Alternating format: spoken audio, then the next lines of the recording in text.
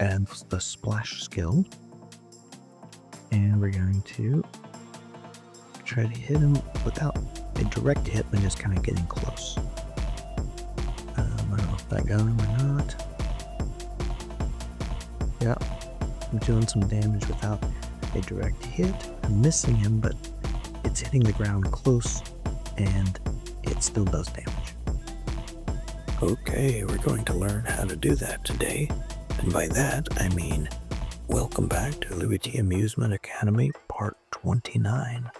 The Splash Skill and Area Effect Damage. I was originally going to include the Poison Skill, but I realized that that has a lot of moving parts, so let's just stick to the Splash Skill today. Let's go ahead and start with the code, my favorite part. Okay, the first script we're going to look at today is the player character script. Just some minor changes here. We are adding a splash level variable at the top of the script. It's not public. It's not something that's shared with other scripts. It's just to keep track of what that splash level is so that we can get it whenever we upgrade the splash skill, and then we don't have to get it again every time we need it. So it's stored locally on the script. In the on primary fire button, this is when you shoot the slime balls. There's just a few minor changes here. Scoot this over. So we're creating a new variable called damage projectile. Previously, we just had the my projectile, so we're creating a new variable, and it's just getting the damage projectile component of my projectile. So my projectile comes from the prefab, but damage projectile is referencing that script on it. And then we're going to set the damage amount of damage projectile. What we were doing before, we were setting that damage amount by a single call of getting the component. Well, now we're getting the component, putting it in a variable, and then now referencing that variable to set the damage amount. And then we're also setting the effect radius, and this is a new property of damage projectile. This is how big the splash is. Okay, and the only other change is this upgrade splash button on player character, and this is when we click the upgrade button on the splash skill, it increases the splash level, and we're using that splash level. The effect radius is basically just equal to the splash level, and then the upgrade splash method just increases the splash level, and this is when we click that upgrade button on the splash skill. Okay, damage projectile is also being changed. So we're adding a new audio clip for the splash sound. We're going to make a different sound if we have the splash skill than if we just have the slime ball skill. When the slime ball hits, it just makes a thump sound. And if we have the splash skill, it makes a different sound. Now here's, I don't know if I've showed you this before, you can define multiple variables with a comma if they're the same type and scope. But we're also going to make another new variable called impact effect, and this is the thing that's going to be created whenever the slime ball hits. It will still destroy the slime ball, but it's going to, in its place, create a splash effect. We'll look at that later. And we're also going to create a public float effect radius. So this is just how big the effect will be. And we're going to start it off at 0, because when we're level 0, we don't have any effect radius, so the only thing that you hit is whatever the ball hits directly. Okay, inside the on trigger enter, so this is whenever the ball hits anything, we have an if statement that checks if the effect radius is greater than 0. So if it's 0, this whole thing does not do anything. But if it is greater than 0, we're going to get a list of colliders of things that's within its range by using the Physics.OverlapSphere method, and it takes in the position and the effect radius.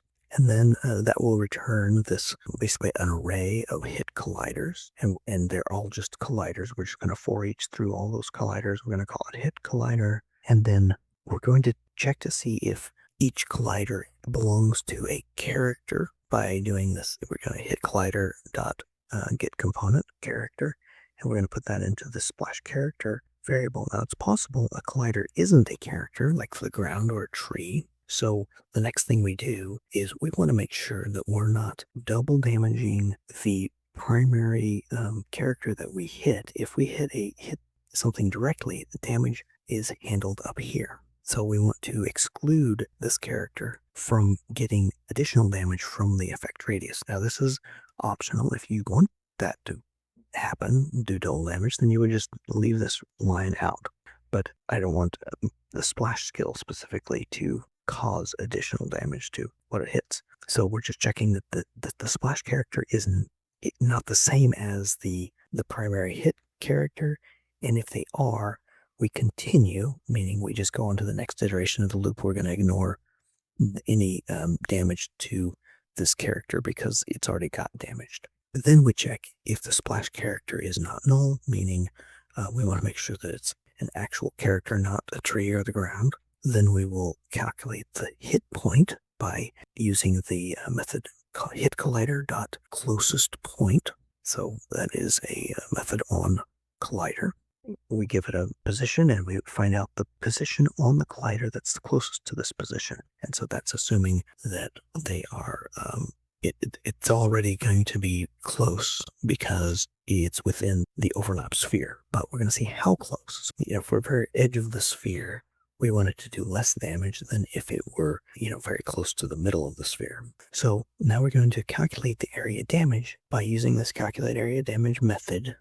And it takes in the position, basically, of the center of the splash, and then the position of that hit point, which is the closest point on the character. And we're going to say this is the damage amount, pass in the damage amount of this projectile, and we're going to pass in the effect radius also. And it will use that to calculate how much damage it does. We'll review that calculation later. And then the last thing we do is we take the splash character and we apply that damage that we've calculated. Now, we're still inside on trigger enter. So after we're done with the splash damage, we're also going to make sure that we play the correct sound. So we already had this method that was playing the hit sound, in the on trigger enter because it just hit something. But the syntax here allows us to pick one or the other of these two sounds. So we're going to say if the effect radius is greater than 0, then we'll play the splash sound. Otherwise, if it's not, we'll play the hit sound. And this is called, this question mark, I guess you could say, is the ternary operator in this situation. It acts like an if statement. So the condition is before the question mark. And then if that condition is true, we do this thing after the question mark, and then if it's false, we do the thing after the colon. Anyway, so that's plays the sound. And then another thing that we want to do is instantiate this visual effect. So we want the splash effect to be visible also, not just the damage that it does. So we're going to instantiate this impact effect, and we're going to call it impact, and we're going to set the position equal to the position of where the slime ball was when it hit. And then we're going to say if the effect radius is greater than 0, we're going to scale up that effect by the effect radius in all directions. Now, I want to point out something. This stuff to do with the visual effect is outside the if statements about the effect radius. So even if the effect radius is 0, there will be a little bit of a splash effect. It'll be small, and I'll show you how we do that. But I just felt like it didn't really make sense for a slime ball that goes flying through the air and hits something and does damage, and all that you see visually is that the slime ball disappears, and then the character is damaged. But I wanted to apply this visual effect even if you don't have the splash skill. But then if you do have the splash skill, the visual effect will scale up with the size of the splash radius. Okay. Now, the last thing we've got here is the calculate area damage method. So it takes in the center position. So this is going to be the center of the splash area, and then the closest point on the thing that we're damaging. That's the closest point of the hit collider. And then this is how much damage, the maximum amount of damage that this splash damage can do, which is going to be wherever the damage of the direct hit would be. If you're close to the center of this point, we want it to give you more damage. And if you're far away, you get less damage up to the effect radius. So once you get past the effect radius, it will not do any damage. First of all, we won't be calculating the damage because it'll be outside the radius. Okay, so here's how we calculate the distance. So it's a method that we don't have to write ourselves. We basically have vector3.distance, and it takes the center position and the position that we're calculating to, and we'll get a distance, just a float. And here's another thing that we do. We want to clamp this distance just in case there's something weird that happens with calculation, because you've got three-dimensional objects and there could be overlapping of the colliders and things that I don't want to just have to take into consideration or calculate for. So I'm just going to say that the maximum distance is going to be the effect radius. And the minimum distance is going to be 0. So you can't have a negative number, and you can't have a number bigger than effect radius. And then we're going to calculate a proximity factor. So that's 1 minus, in parentheses, which is distance divided by effect radius. So let's say, if distance was 9 and our effect radius was 10, then 9 divided by 10 would be like 0.9. And then we take 1 minus that 0.9, and you get 0.1. Okay, so that would be our proximity factor. And then our final damage is calculated by the maximum damage, which is like however much a direct hit would be, and multiply that by the proximity factor. So if your maximum damage is 10 and your proximity factor is 0.1, then your damage is only 1. So that's just how that works. And then we're going to just return this final damage. And so this comes into effect back here when we were calculating the area damage for the splash. And we provide those values, and we get back whatever the amount of damage that this particular character that's within the splash radius would receive, and then we apply that damage. Okay, that's all the scripting. We also need to set up our visual effect, and we're going to go to the asset store. What we're looking for is called Stylized Water Effect Pack. It's a free pack, and here it is. Yeah, thank you, Namu, or Namu, and I've already got this. But, the dance, we'll just add it to our assets and then open in Unity. And here it is. We need to import it into the project. And I do probably, you could try to find out the exact thing that you needed, the minimum, but I'm going to go ahead and import all of it. And you have to download it and import. Now that it's imported, it's in our project. It's under Namu FX. Thank you, Namu FX. And it's Stylized Water Assets. And we're looking for prefabs. The one I like, so you can play around with any of these, but I like this one called Water Splash A. So this is the thing that we want. However, we actually need to go back to our own prefab. So let's bring this with us. So we're just going to scroll down in here. So I'm looking for my own prefabs, which is right here. I want to put it in, actually I want to make a new folder for it, probably under damagers, because this is related to damage. So I'm going to right click on damagers, create a folder, and we'll just call it effects. We're going to go back to Stylized Water Effects Prefab, and we're going to control drag into damagers. Oh, it didn't open it. Okay, we'll just let it go there. And if you've control dragged correctly, the splash A should still be in this folder. And then when you go into the damagers folder, it's also there. And I always want to put it into the effects subfolder. And now we have it in our effects. Now I want to modify slime projectile by dragging in the splash effect. So I'm going to open up slime projectile, and just to make it easier so I don't accidentally click off of it, I'm going to click the little lock button up here in the inspector. So what we're looking for is this damage projectile script. Here's the splash sound. We'll need that too.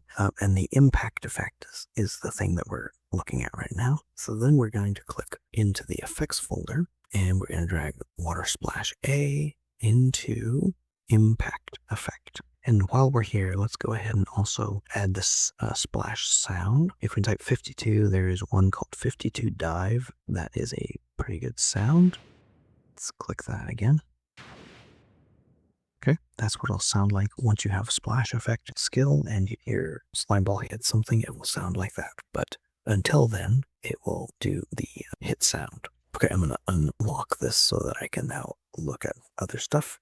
I'm going to click on our splash effect. And one thing I want to do is that this splash effect is kind of big, and I want our default size to be smaller for when you don't have the splash skill. So I'm going to scale it to 0.5 in all directions. So that will be a small splash whenever a slime ball hits anything. It'll do this little splash animation, and then if you get the splash skill, it will be a bigger splash, and as you upgrade the splash skill, it will be bigger and bigger. Okay, here's another change you might want to make to your splash effect. So once you select the effect and then click on Open in Editor in the inspector, it opens a new panel. It's called Particle Effects. So we can move it up here so that it's a bigger panel and make it even bigger by dragging this stuff around. I want to drag this center panel over as far as we can. And you see all this information. So here's the deal. That by default, the splash effect has a lot of blue in it. It's blue colors that don't really go with what I want to do. I want my splash to be more green. So everywhere that I see a blue, I'm going to change it to green. So there's a start color. Sometimes there's more than one start color.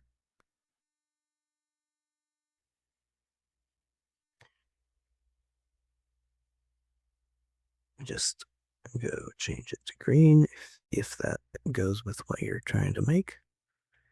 If it's something that's white, I'm not going to bother changing it. And then, so that's all of these different particles. But for each of these different particles, there may be a color down here. There's color over lifetime, color by speed. If they're not checked, you don't have to worry about them. But here's one that's checked. It says color over lifetime. So you just click on it and it opens up. Well, that's just a white color. I'm not going to worry about that one. This one's not got any color over lifetime. Here's one that does have color over lifetime. And look at it. It's a blue color, but it's not just blue. It goes from white to blue to clear. So let me just click on this and it opens up this editor. And I think that the little markers at the top of this color line, you can say, the little markers here are transparency. The ones at the bottom are color. So we don't want to change the transparency. We don't want to change the white. So I'm just going to change the ones that have a blue color on them. So I'm just going to click on that and then click color and change it to green. Click off of it. Click the next one. Click the color box. Change it to green. So we're going to keep going and looking for any more that have a blue color in the color over lifetime. Here's a couple more. So white, there's a blue. We're going to change it to green. Click off. Click the other one. Change it to green. And then go down to this other color and do the same thing.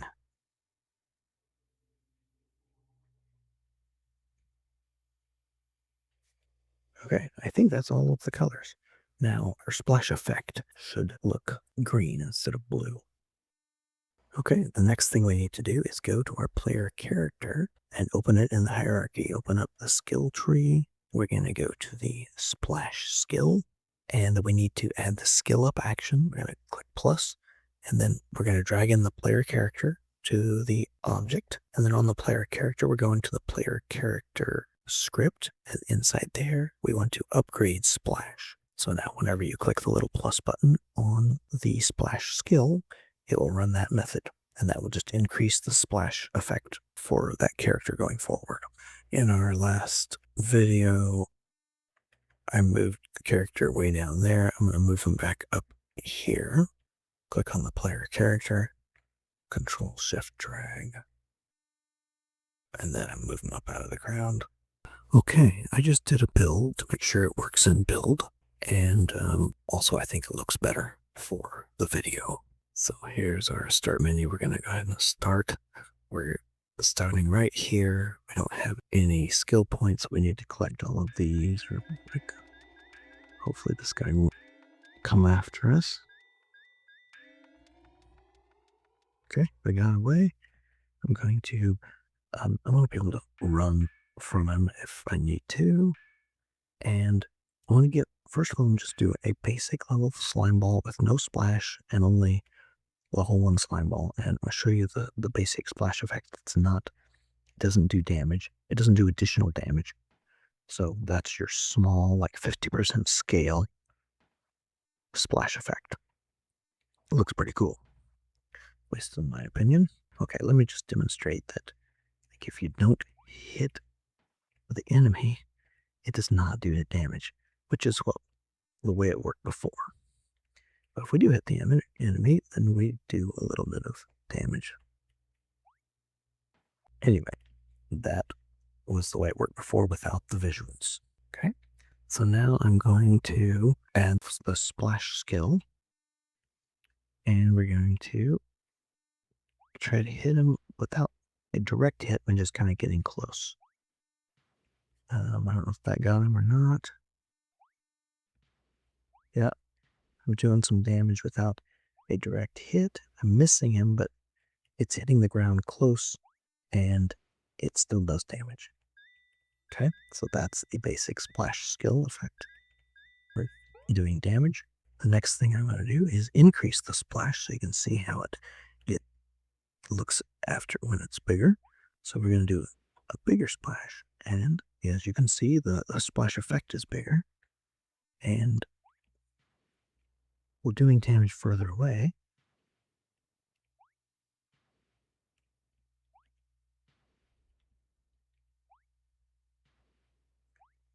I don't have to be as close. Let's see if I can go over here. Yeah, see, I killed him from quite a distance away. So I just want to point out that the splash effect increases the radius at which you can do damage, but does not increase the damage. So if we want to increase the damage, we increase the slime ball skill itself. So we can do much more damage, and now that splash effect is more effective.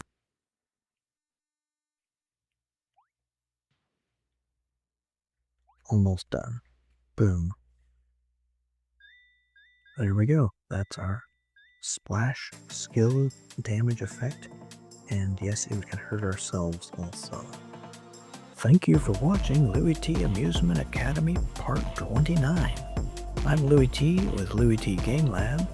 If you learned something down here in my lab today, please like this video, subscribe to this channel, and share this love with your friends, frenemies, enemies, and even your nemesis. Next, in LewyT Amusement Academy Part 30, we will implement the poison ball skill. So stay tuned.